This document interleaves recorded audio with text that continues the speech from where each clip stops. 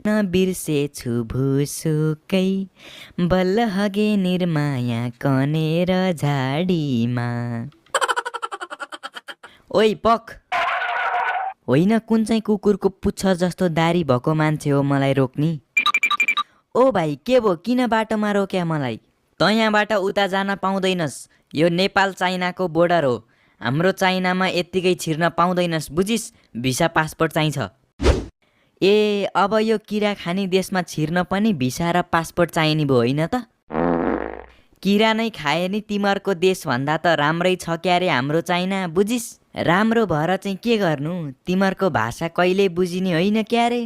तिमीहरूको भाषा भन्दा त हाम्रो नेपालीको छाडा बोल्ने शब्द नै बढी कडा हुन्छ। सुनौ तँलाई? तेरै बाउलाई गर सुना जा।